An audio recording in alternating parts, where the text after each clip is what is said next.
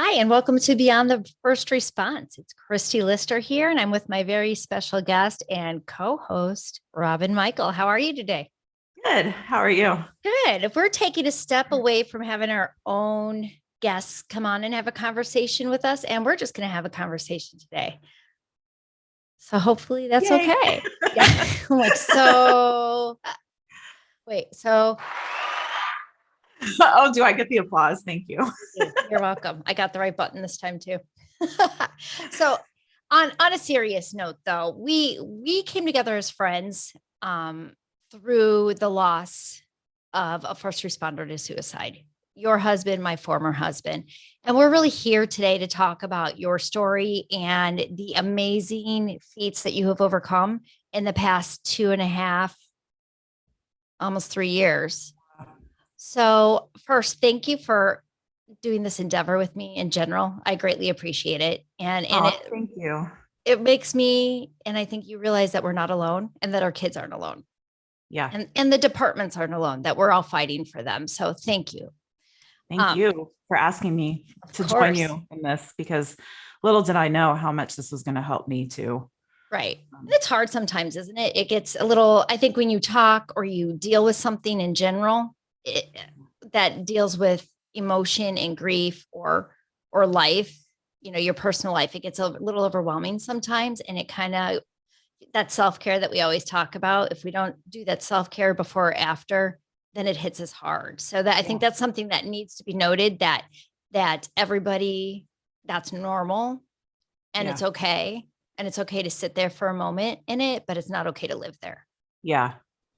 Yeah. And just in general, I've realized the power of just talking stuff through. You just don't, that's what we talk about, going to therapy and having peer support groups. But this is that too. This is just talking through. And as we talk to guests, we learn something new every single time. And it opens up doors in my brain that I didn't know needed to be opened, and Isn't then it it's just amazing? another level of processing that happens. So yeah, it's pretty amazing when you talk stuff through how therapeutic and healing it is.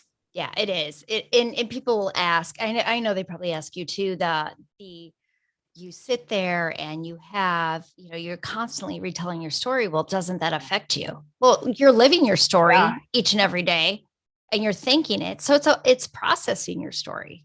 Yeah. And it does. I mean, it's not to say that this is easy. I mean, we talk about that when we do this show. Typically it's an hour and a half long conversation that we have with people. And then we need to go decompress. I'm done for the day.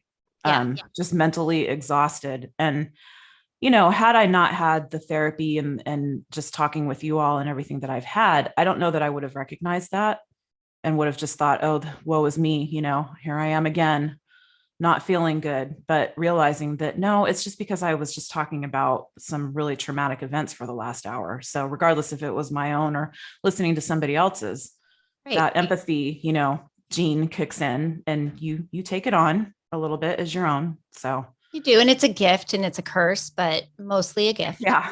Yeah. So I know when we met, well, red help and blue help, or first help, I guess we should say, because that's how I met you. And you had done a podcast, podcast interview out near you. Yeah. And we put it out there on our social media, first help social media. And I caught ear of it because I'm like, oh, I want to hear what she has to say. And it struck such a chord for me because it is so similar in many ways to what happened with us here, but yet they wear different uniforms. Yeah. And as much as they joke around or we joke around about that, in reality, a first responder is a first responder. It doesn't matter what uniform they put on. Yeah. It doesn't matter what badge they put on or if it's a headset. They're ultimately viewing the same event from different sides. And family then views the same event without even knowing what that event is. Yeah. So do you want to go ahead and I guess, it was June. Yeah, June 24th, 2019 is when my husband Eric took his life. And do you want me to go into just the days leading up to that or just a background story of when No, he I'd like to hear the started or days leading up because I think we look at hindsight's 2020. yeah. And for everybody out there listening, as we were talking about this, I think it's important to do remember or do think that you miss it because you're close to somebody. When you're in a relationship with somebody, you know somebody, you have that personal interaction. It's not easy to see in that moment. And then that's where once you're in that moment or outside that moment on the backside, you recognize everything that you missed or Yeah, in the which makes beginning. all of it even harder, right? Because the guilt that you feel is just compounded by those Yes. thoughts. So I'll just give you a little bit because I think it's imperative to understanding our story. So Eric and I met when I was 20 and he was 23. So, and I'm now 48. I know we said we weren't going to talk about age, I but know. there I You're go. you're a little bit younger than me, slightly. A little bit what? You're a little Younger? bit younger, like a month younger, right? Okay. Or That's no, not a year. If come you're on. 48, I'm 49. November. Okay. Yeah, so you're a year younger. It's okay. Anyway, Age is just a so number. yeah. Um, so we were together all in all for 25 years. So you can imagine the growth and changes that happen with someone when they've been married, a couple when they've been married for that long. So, we were babies, we grew up together. The fire department was not his first career. We both went to college and pursued different careers, kind of centering around advertising. So we both worked in San Francisco, would commute in from Oakland, had a good, fun time in our 20s, just out of college and working. And then 9/11 happened. And obviously that changed the world and it changed a lot of people's priorities. And he had an uncle or has an uncle that is, he's now retired fire captain down in Southern California. So the fire service was always something kind of in his family and in the background for him. Always, he was a very physical guy. So, sitting at a desk for 8 to 10 hours a day was definitely out of his comfort zone, even though, it's what you did after you went to college. Right. So, he had a friend that he was working with that decided or came up to him and was like, "Hey, I'm going to take these fire science courses over at the community college. You want to do this with me? I just feel like it seems interesting." And he approached me about it. And I was like, "Yeah, that's cool. I don't have a problem with that." So he did, and he really liked it. Well, said friend ended up dropping out, but Eric continued on. So that started kind of a 2-year, well, actually longer than that, probably 3-year journey of him quitting his job, going into the finishing up the fire science degree, going into EMT school, all of that, or paramedic school and all of that stuff. So I like to say that I was his sugar mama for a good period of time without having a whole lot of sugar. I was still struggling too. You were the young sugar mama. There's a Yeah. difference.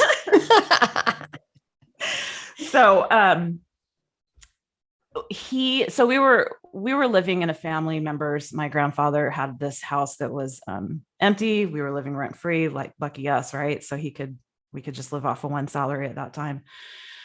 So he joined the Alameda County Fire Reserves program, which is where they pull their recruits from. Eventually, after testing with a few different agencies, he got in with them and started their academy.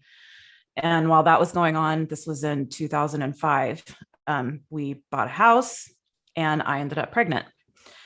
So lots of stuff happening all at once: new job, new career, new baby, new house. So that was like probably mid 2005, and 2006, January 1st, 2006, our daughter was stillborn. So, hindsight, obviously that's hard for anybody. It was hard for me too, but I know for a fact that he never dealt with that.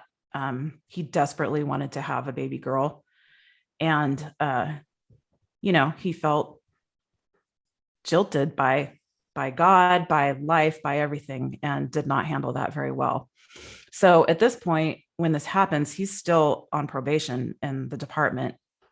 So he's still trying to find his way and add on this trauma. And I will never forget when he went back to work a couple of weeks later, one of the first calls that he had to deliver a baby, and he came home and told me about that. And I've since realized that when he would come home and tell me something, that meant that thing, he would tell me very matter of factly, and I'm, oh my gosh, I can't believe that happened, whatever it was. But those were the ones that he needed that extra support, and again, this is why I want to go in with you or whomever with First Help and talk to the family members to be present when they're talking with you about this stuff, because you never know. It's hard enough for anybody that's not having PTSD to articulate, feelings that they're having about whatever they just saw. But can you imagine him not really understanding, because he probably never had the training either to recognize that this isn't normal for you to have just had a stillborn child, and now here you are being responsible for delivering a live, healthy baby. Do you think that that's where the family separates, so that trauma in your personal life and then going back and delivering that baby, that kind of starts that separation of work family, home family? Yeah. Because they don't want them to see how it affected them, and they don't want you to see that they can't do the job. Yeah. I mean, I'm sure. And plus, I mean, I was an absolute wreck. I had just lost a baby. My hormones were going crazy, and I was a mess. I did go seek therapy and got help. It took a little while, but I finally, got the help that I needed, but I wasn't in any shape to help him. Right. We were just both a hot mess. So, yeah, I mean, I think that there was probably a part of him that was trying to protect me from what he just went through as well. And I couldn't be there for him either. So I saw, looking back, I think there were a few incidents that happened right after that where I saw him start to kind of disengage in life in general. But before I get to all that, because obviously I know that stuff now, let me just finish the story. So 3 years later, we had our son, healthy baby boy, Donovan. He's now 6'1" at 13 years old. So he's perfectly fine. Yeah. And adorable. Just a big man child. Yeah. So he didn't go to too many stations. It's a county department, so they can bid different stations, in different cities, and each city in Alameda County is very different. You've got your very suburban communities, and then you've got communities like Emeryville, which borders Oakland, and it's like a mini Oakland. There's all the same drug problems, homelessness problems. There's a lot of commuters coming in there from there's hotels there, so companies put up people that are going to work in the city or in Oakland there. So it's just a lot of stuff going on in that city. So he had initially been stationed out in Castro Valley, which is a very suburban community. They have, they have their problems out there, some drug problems and stuff, but overall pretty quiet, I would say. So then he bid out in Emeryville at Powell Street Station. And that's when I really started seeing a change in him, because he was being exposed to all of those elements. And I don't know that he handled it. I don't know that anybody, I hate to say he couldn't handle it. I don't know that anybody could without having some kind of someone sitting there talking to him, okay, we need to debrief on this stuff. This isn't normal, what you just saw. Oh, and by the way, they're also right next to, they respond to one of the biggest interchanges in the Bay Area, the MacArthur Maze, which leads onto the Bay Bridge. So car accidents there all the time. They're seeing all kinds of stuff. So that's when I really started seeing the change, the really disengaging from society, I guess. And I know we talked about this with another one of our guests, where everybody is a threat. He got used to seeing people that you would see out on the street every day and not think a second thought of it. But now he knows more about what their story is, if they're, drug trafficking, if they're sex trafficking, whatever it is, because there's a lot of that stuff going on out there. Now everybody is involved in that. Everybody that has a tattoo is involved in, drug trafficking. That person's a gang member. And we'd be out somewhere, and I'm like, what are you talking about? He'd just be scanning the room, looking for somebody, looking for a way out, looking for somebody that's going to be a threat. And I didn't get it. I tried to get it, but he wouldn't open up enough to explain it to me, except that I need to know. I mean, he's the one around those people, so he should know, right? So maybe those people maybe I do need to be worried about them. So probably about the year in 2020 or 2020, sorry, 2018. 2020 was a bad year also. It was. That was a Freudian slip. 2018 is when things really came to a head. I mean, his behavior, he became very aggressive with me. We couldn't hold conversation hardly. He would disappear for a day, not know where he was. Um, Abuse was definitely there. He started to drink excessively, more so I think than I really understood. But on his days off, he was going out. He admitted to me that he was going out during the day and going to bars. Beer gardens are a big thing around here, and that's kind of when they started, more and more started popping up. So that would be his thing he would do. And he would say, yeah, I'll go and have a beer or two at such and such beer garden. And then once it's in my system, oh, I want to get a shot too. So then he'll go somewhere where he can get a shot. And then next thing you know, he's, texting me saying, I have to go pick up our son from school. And it was always because he's not close by, he's out shopping or something. And I mean, why wouldn't I believe him? Just okay. Until it started becoming over and over again. I'm like, okay, Eric, what is going on? And I'm fighting with him. It's not saying it like that. I act like I'm, talking all prim and proper to him, but it was arguments. Like, what the fuck is wrong with you? Why are you not taking care of our child? Why are you not coming home?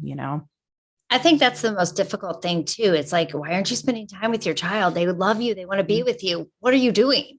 Yeah. What are you doing all day? The dishes aren't done. The house is still a mess. It's exactly the same way as when I left it this morning and you were sitting on the couch. What are you doing? Why are you not picking up Donovan when school gets out? It's my day off. I shouldn't have to. Yeah. Yeah. So I'll fast forward to about 2 months before it happened. The disappearing, he would text me saying, I can't pick up Donovan. I'm out doing whatever. And okay. So 5 o'clock would roll around, 6 o'clock would roll around, and I can't get a hold of him. He's not answering the phone. He's not answering texts, nothing. So panic sets in, and I'm trying to figure out where the heck he is. So a couple of times that happened, we had friends out looking for him. I had friends out, driving around the Bay Area trying to look at. Go ahead. Are they your friends or are they first responder friends? My friends. Your friends? And okay. By default, his friends too. Okay. And the only person, I should actually preface that with, I've finally at this point opened up that there's a problem to somebody, because up until this point, nobody knows. They just know that we fight, and I talk about divorce. Like, I can't do this anymore. But I also don't know. We live in the Bay Area. How could I possibly afford to live my own life? What about Donovan? And I also, with his behavior, I'm not leaving Donovan alone with him for days at a time. So I finally opened up to one couple friend of ours, and I'm glad I did. They were very non-judgmental about it. And at 10 o'clock at night, had no problem getting in their car and going and driving around looking for him, because I couldn't, because I had Donovan. Right. They never found him, of course. So one particular time he finally came home, and I remember Donovan was sitting on the couch, and I opened the door because I was sitting in the window waiting for him to come home, obviously, and saw the headlights. And he practically collapsed at the door. And he saw that Donovan was sitting there, and he's just hysterically crying. And he says, I don't want Donovan to see me like this. And I said, okay, just get in the house. Come on, let's go. Of course, Donovan saw him. Of course. And Donovan's asking, what's wrong with Dad? Why is he acting like that? So we go in the back bedroom and we talk about what's going on. He's drunk, and says that he was at a hotel room and tried to take his life. And at that point, I think that he had tried to hang himself, because the next day he was complaining about his neck hurting. And he told me the only reason that he didn't do it was because I kept texting him and kept calling him, where are you? I love you. What's going on? Where are you? There hadn't been really any discussion on his part of suicidal ideation, but there was a lot of paranoia. And so I think I kind of put two and two together when I wasn't hearing from him. So those were the times when he had been drinking, that he would open up to me and say, I can't get therapy. I can't do this. I need to so badly, but I can't because I'm not going to get promoted. I'm going to get in trouble at work. I remember him specifically telling me I have PTSD. I have depression. My mind is broken. I need you to divorce me because I'm broken. Those are the words that he would say to me, not all at the same time, but it's you need to divorce me, and me telling him, I don't want to, I want you to get help. But what do I do? He's a grown man. I can't force him to. And I also didn't understand how any of it worked. When he woke up the next day and was really happy to be here and happy to go to Donovan's baseball game, I took that for what it was. I'm like, okay, he's going to be okay. Well, Right. no, he's not. That's that hope that, oh, see, it was just a fluke. It was Yeah. just a bad day. We're going to be okay. Yeah. I mean, I had no idea how any of this worked. Right. And you're not supposed to. Yeah. Yeah. So I think there was maybe one more time of that kind of stuff happening. And then the day that it happened, I was at work. I had left that morning and everything was fine. He was home. He was on his day off. He took Donovan to school. He took Donovan to camp. Donovan was out of school. It was a baseball camp. I went to work. And at that point, I had been trying to just keep in touch with him a little bit more throughout the day and just make sure he was responsive. Do you feel like you were, for your own mental health, had to check in all the time? It became, oh yeah, obsessive. Yeah. Yeah. I still do that to this day. I'm learning to not do that. But that anxiety of not hearing back from somebody, regardless of whatever reason it is. And I am the worst person when it comes to texting people back. Ask any of my friends. I am terrible about it. But if I'm really trying to get a hold of someone and they don't text me back, immediately my brain goes to, they've been in a car accident. They're in the hospital somewhere. Somebody's dead. They don't want to talk to me anymore. That's where my mind goes. What did I do to them? What did I do to them? Yeah. Why don't they want to talk to me? Yeah. So yeah, I became obsessive about checking in with him. And he did in the morning, he responded back, but then it got to be like 11 or 12 o'clock and he wasn't responding anymore. And I knew that Donovan was at camp and they didn't have any aftercare and he needed to be picked up at 2 o'clock. Like he had to be picked up. So I started panicking. I'm at work, in the middle of meetings. So at lunchtime, I told my boss, I'm not feeling good. I have to go home. So I did. And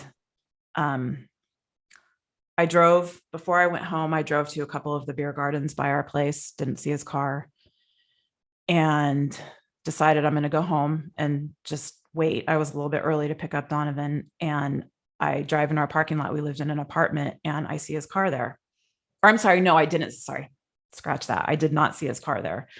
So I go unlock the door, open the door, and he's in the living room.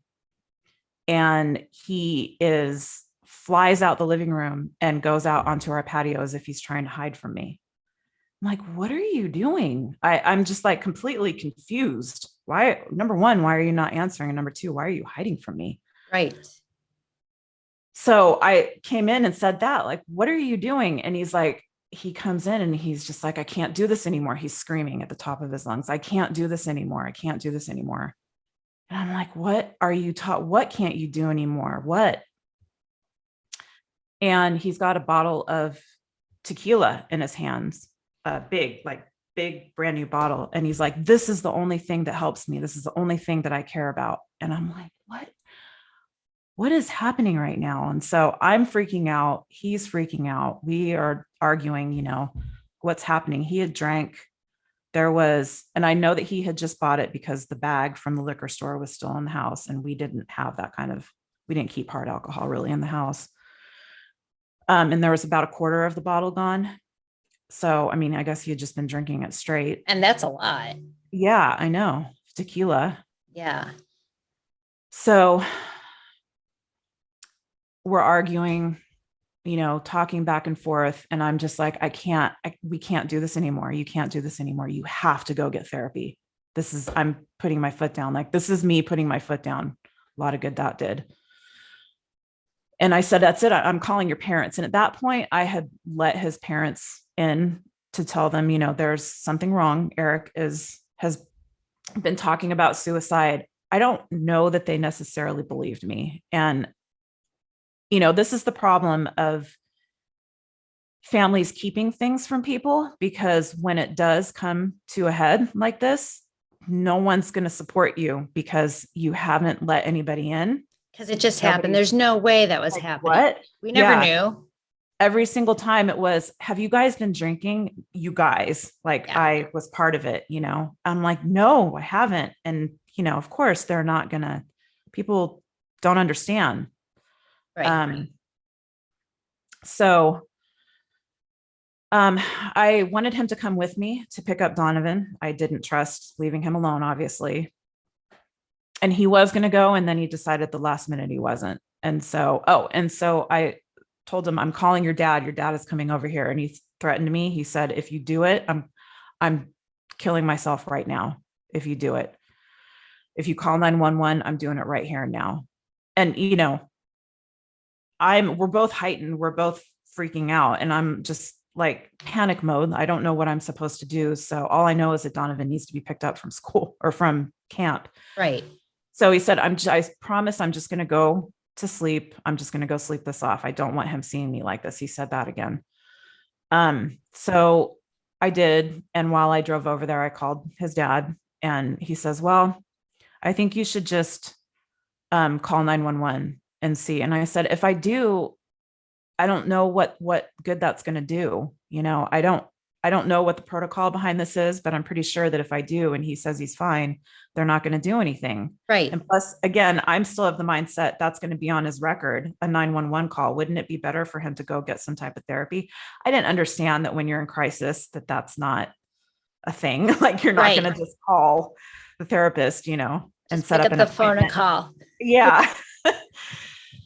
So I told him, I said, I want you to come here. And it just, we couldn't connect. We weren't communicating properly. So I got Donovan, came back home. Eric was still alive. He was laying in bed. I had a friend at work that was very active in suicide awareness. Her brother had taken his life. And I decided that I was going to reach out to her. So I had messaged her on my computer because she was still at work, because that's where I was supposed to be. And I said, I need to talk to you. I didn't tell her about what, but I said, do you have a moment to talk? I need to talk to you. And Eric is still in the bedroom and I'm in the living room. And she said, yeah. I said, okay, I need to leave the house. Just give me like 15 minutes and I'll call you. So I made up a story to Eric about, I'm going to get food. I'm hungry. I'm going to go to the Burger King down the street. And he didn't believe me. I could tell that he knew that something was up. And that point I had taken his car keys. He wanted his car keys back. Of course. He had parked the car around the corner, like not in our parking space. Did he have an explanation for that? Or you probably didn't even ask, right? I didn't even just ask. something different. Yeah. Looking back now, that was like, why did he do that? Yeah. I have no idea. He tried to take his keys back and I said, no, you're giving them to me. And one of the last things that he said to me was, don't you trust me? And I said, no. I looked him in the eyes and I said, no, I don't. And so he slammed the keys in my hand And I turned around and walked out the door. He went to the doorway and gave me, he said goodbye. And that was the last time I ever saw him alive. Donovan was sitting on the couch, and he had gone into the back bedroom and shot himself, with Donovan sitting in the couch and me not there. And I can't imagine how you feel thinking you left your child there to deal with that himself, which we know that's not the case. But I know we've had that conversation. And Donovan not knowing what's truly going on in general as a child. 10. Yeah. It's too young to process life in general. You just want to go play ball. One of his first questions to me was, get this out. Why did Dad not say goodbye to me? He saw Eric saying goodbye to me at the doorway, but not to him.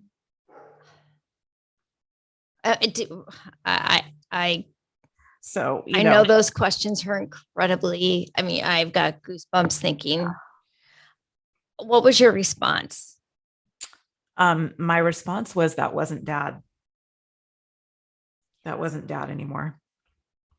Dad would never have left you. That was the demons in his brain taking over. Yeah. And I truly believe in my heart that Eric was blacked out. I think that he had drank so much that, I don't know about you, but I've been blacked out before, and people tell me that I was having full-on conversations with people that I don't remember. So I think that that's the state that he was in. Most likely, if he was drinking that type of tequila or that amount of tequila, yeah, you're going to be in that state. Yeah. And that is one thing. You talk about guilt. In my mind, my thought process was he would never do this with Donovan here. So it's like I used Donovan as a shield to this. But looking back on it, I'm like, what was I thinking, leaving a child with a suicidal man in the house alone? I wasn't thinking. Well, you were struggling just as much, trying to process everything going on in your life and saying, I need to put my foot down. And that alone is one of the most difficult things, is I can't do this anymore. Yeah. I can't do it anymore. Yeah. And that's where you were. You know that Eric loved Donovan. Yeah. There was no doubt. But if he would have said goodbye to him, maybe he would have followed him in there. Yeah. And he didn't want to say goodbye because it's not goodbye for him. Yeah. I mean, in his mind, he thought that he was doing what was best for Donovan. Yeah. I have no doubt. I think the love in our marriage had definitely, I don't want to say gone. It had been taken away from us, from this job and from the injury. Right. Our marriage was never this, calm, loving, like that's not who we were together. We had fun together. We were a good time couple. Right. But we fought, and that's just what we did. That was your thing. Yeah. Not that it was healthy, but that's how we communicated with each other. But, you don't stay married to somebody for 20 years for no reason. No, you don't. And you also, I think, exhaust everything you possibly can before you say, I can't do this anymore. And it doesn't have anything to do with that person or you necessarily. It has to do with the situation or the behavior. So the unhealthy behavior takes a toll, whether you realize it or not, right? Yeah. Now looking back, and I think that's important for everybody to know, you didn't see all of this until after. Yeah.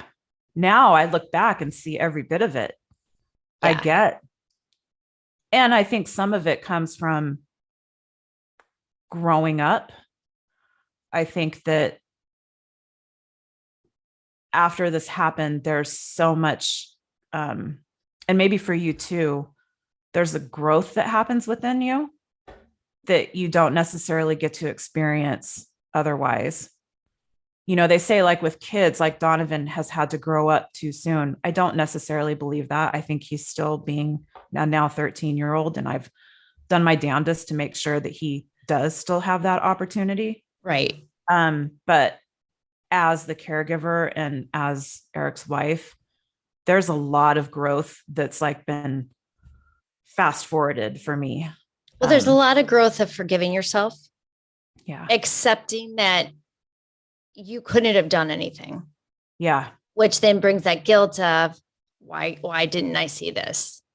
Yeah. And I struggle with you couldn't have done anything, because it's like I have these conversations in my head. This is the whole anxiety thing going on with me. But we say that there's nothing that we could have done. However, here we both are advocating for mental health awareness, and this is what you can do.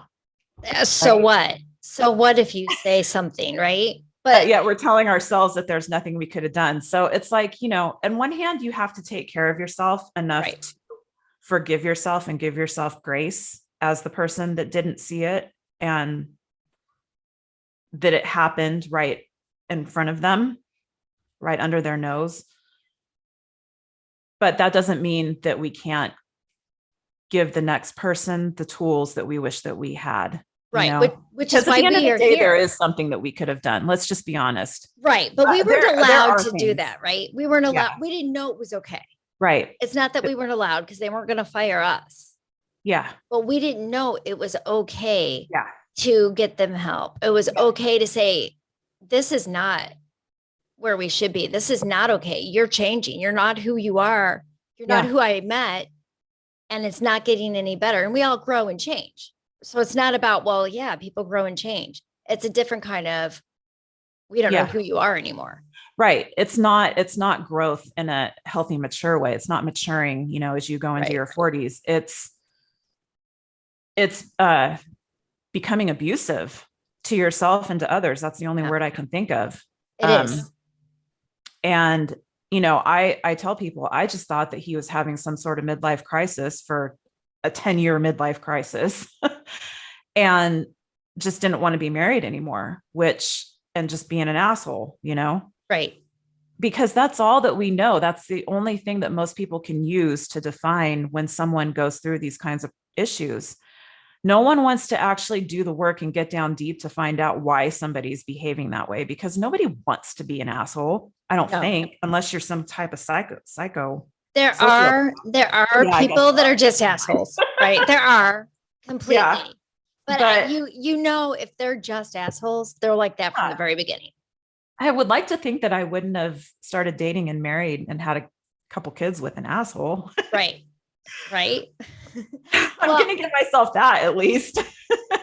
And you have to give yourself the grace that you did what you thought you should do in that moment with the tools that you were given. Yeah. And was nothing. Right. And that's why we're here, so that we can help people get tools to make a more educated decision on it's just a job.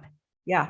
Yes, it feels like it's your life, but it's just a job. And I'd rather have you here than. So that was going to be something I said too, that even if he did lose his job, for me, it was so what?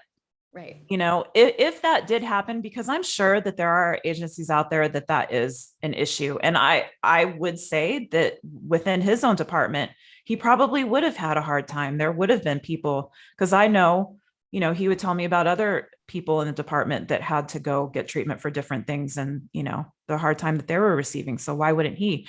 But the thing is that I'd rather have you jobless and here alive than let the job define whether or not you stay on this earth. Exactly. Because if the job is defining it, you're not here for you. Right. And you've lost yourself. Yeah.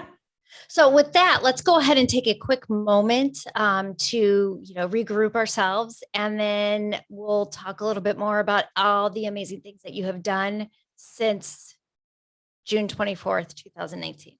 Okay. Okay, thanks. Our nation's first responders humbly serve quietly, often shying away from accolades and recognition. When they do something deserving of attention, most will say, "I was just doing my job." They are well aware of their duty and willingly carry an incredible burden on behalf of a grateful nation. But sometimes that burden becomes too heavy. Surely you've heard the saying, "It's okay to not be okay." First Help's So What campaign reminds first responders and their families that it's okay to say, So what if I need help? I have a duty to fulfill. My family, my coworkers, and my community are counting on me to be ready to serve. I can't do this alone. I need to talk to someone. Please join First Help as we challenge the mental health stigma with the phrase, "So what?" We want to remind our nation's first responders that it's okay to not be okay, but it doesn't have to stay that way. All right, welcome back. And I am here, I'm Christy Lister here with Robyn Michael, and we are discussing the day that brought change in life and brought us together in a way that we didn't realize, well, that we would even know each other. Yeah. And understanding the four walls of a first responder family and the do's and don'ts, maybe the tools that we can provide people that we were not provided or we didn't understand we could use. Yeah. So thank you for being so brutally honest today. I know how difficult that is. And it's, often I think we say it, people say, "Doesn't it bother you reliving it?" Right. But it doesn't, because we live with it every day. Yeah. We're reliving it every day.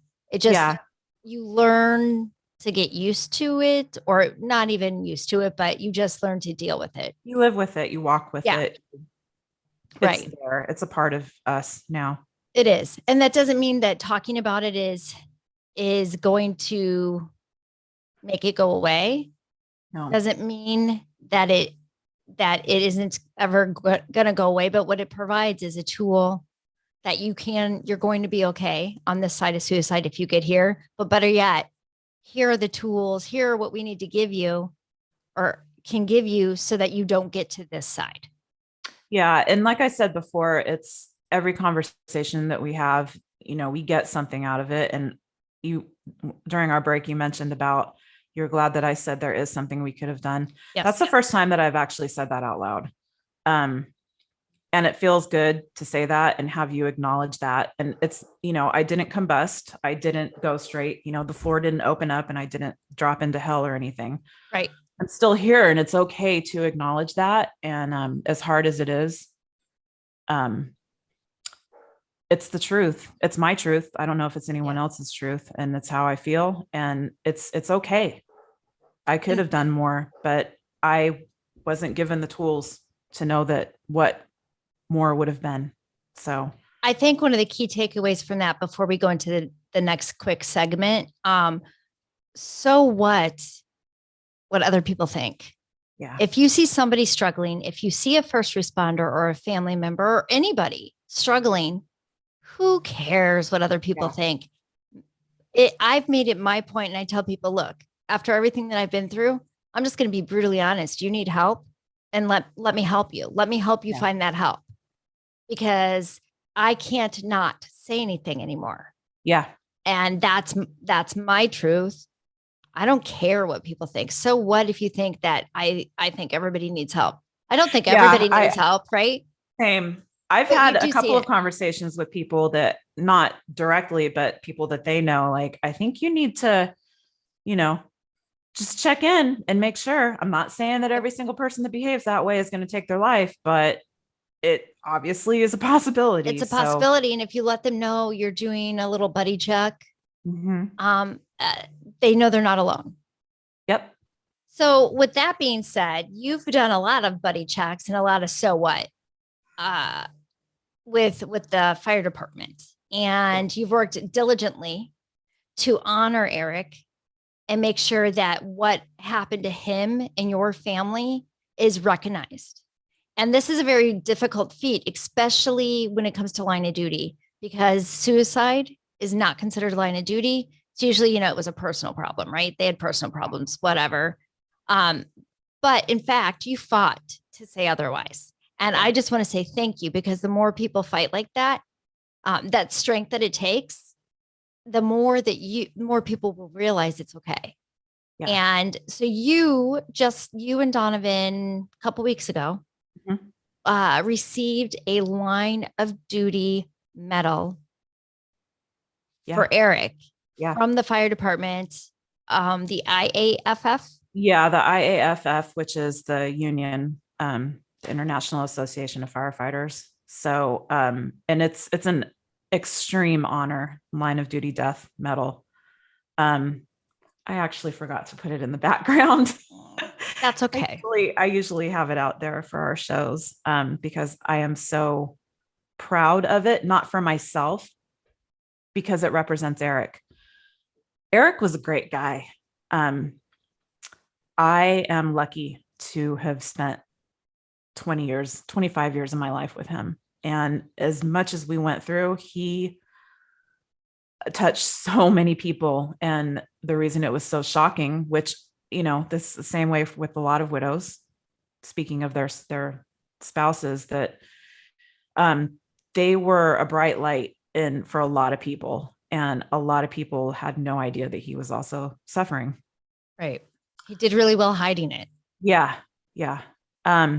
So the least I could do was to fight for that honor for him. Honestly. I mean, I wasn't able to keep him here somehow to get him help, but I sure as hell can do everything that I can for the rest of my living days to make sure, number one, it doesn't happen again. I know it will, but the more people that hear our story and that can relate to us, I think it's one less person that might actually follow through with taking their life. Right. But also he was our person. He was Donovan's dad. He was John and Rhonda Michael's son. He was Nicole's brother, and he was my husband. And I'm not letting anybody forget that, because he was important. He was an important person. So right after Eric died, I was given the name of an attorney who specializes in working with first responder families for various reasons, but fighting for line of duty death is one of them. I had no idea. Actually, the majority of what I learned in the beginning about PTSD and how it affects first responders was from this gentleman. And it was shocking. I had no idea what had just happened in my life until he explained it to me. I'm like, what? It's interesting because you're living that life and you don't even realize no idea that was your life. Yeah, no clue. And we sat down in the hotel room. Donovan and I had to not go back to the apartment where Eric took his life. And we were staying in a hotel room that the fire department put us up in for a little while, which again, amazing.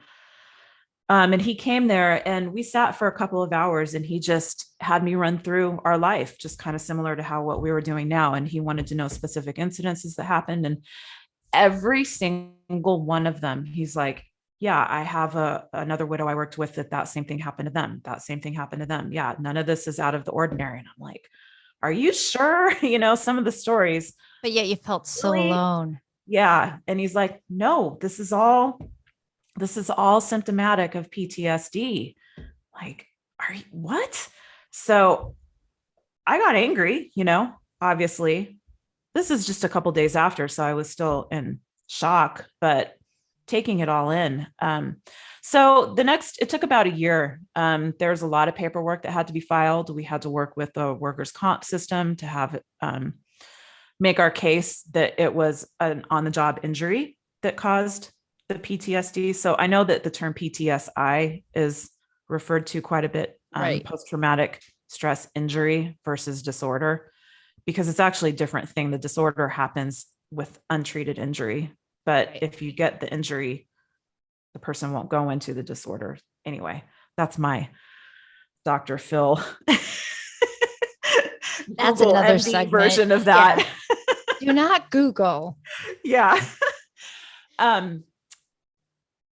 So we had to work with a department. I was supposed to give a deposition of basically the same conversation that I just had with him, with their attorneys, and talk with a psychologist.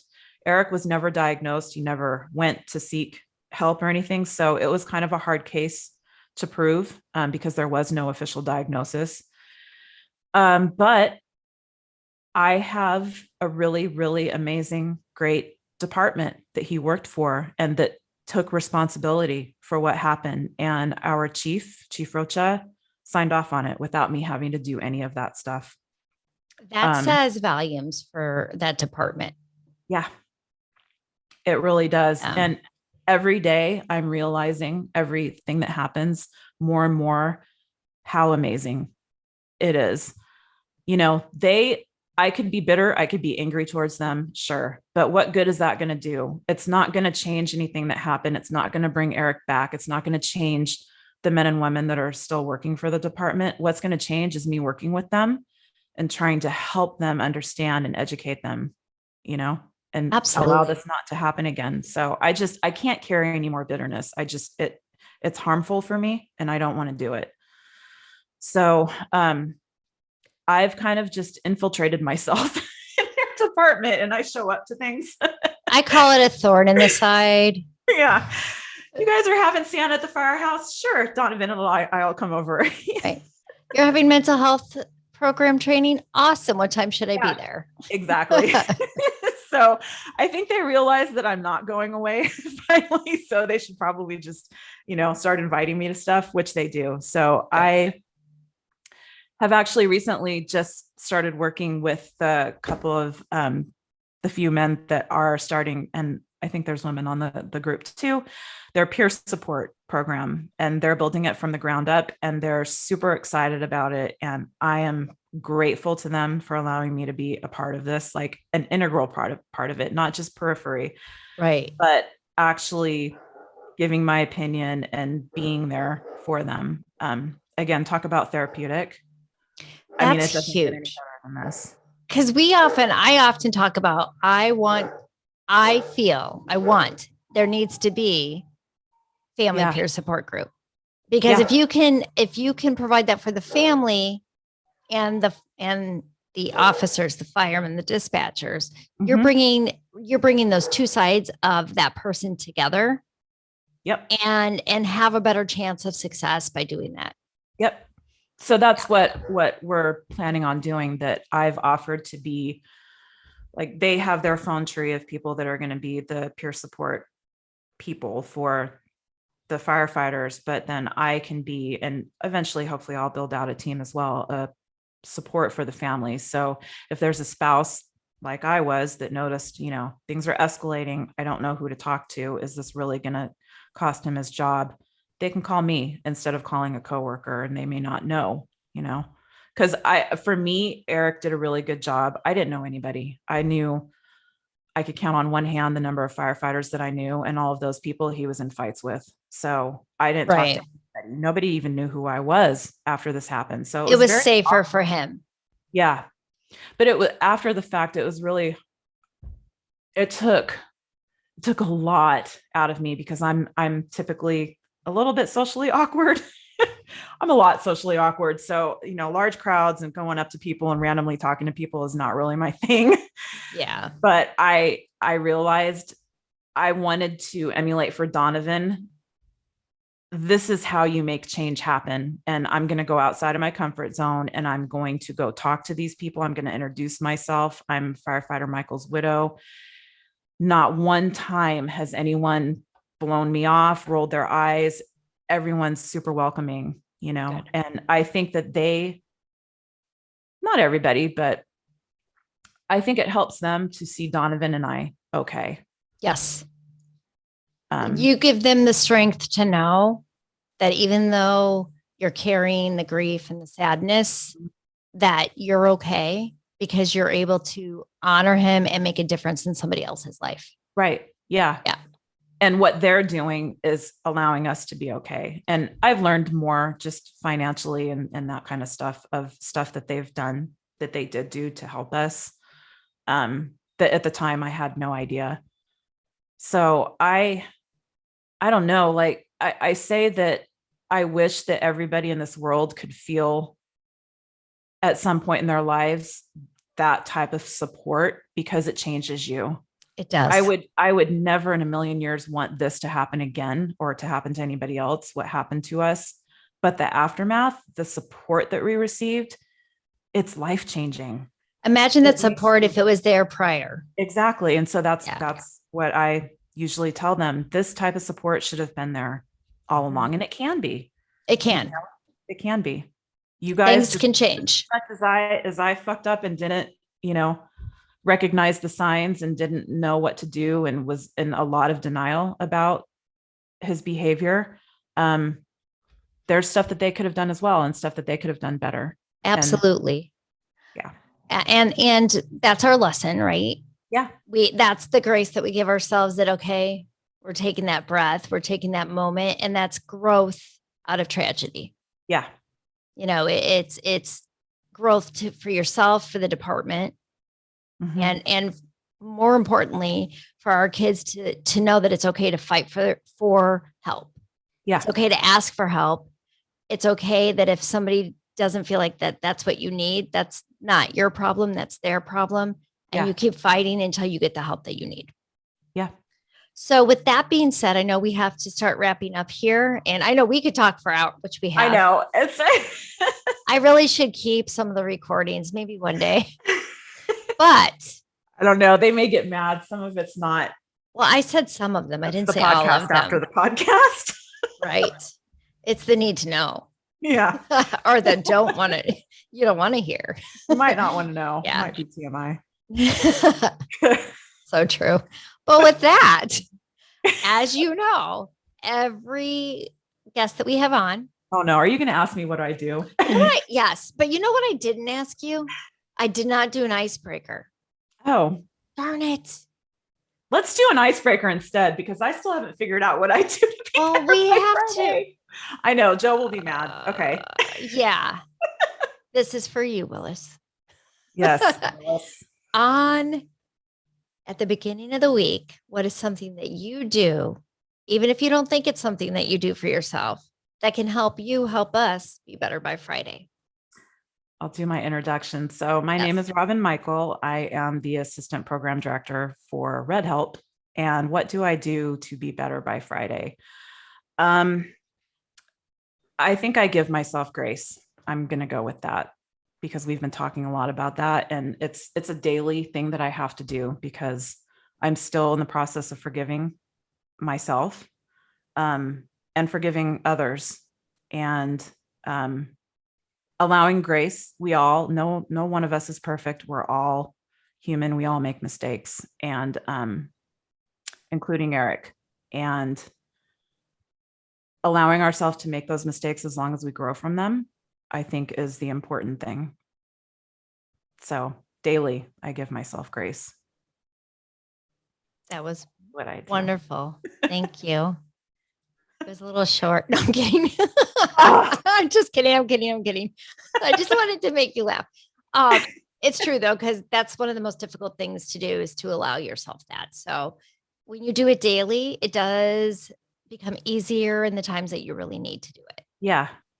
So, yeah. I mean, it de-escalates the anxiety that goes on in your head. It's just acknowledging that these things are happening, and that it's going to be okay. You're going to get, the next moment is going to be here. And that moment that you just had, that you were struggling, is going to be gone. Right. That one's in the past now. So let's look now. Let's see where you are right now. And you learned from it. Mm-hmm. You move forward, like you said. So thank you very much. I know how difficult it is to have that conversation, and hopefully we can have more conversations with each other about that, and share tools that we've learned and things that we've been able to help change, like you have, in honoring Eric with the line of duty death medal. So thank you so much. And thank you, Eric, for for taking care of the community as much as you had, even in the times that you felt you couldn't. And we appreciate that. And we know that you're still on watch, just in a different realm. So thank you. Thank you, Christy.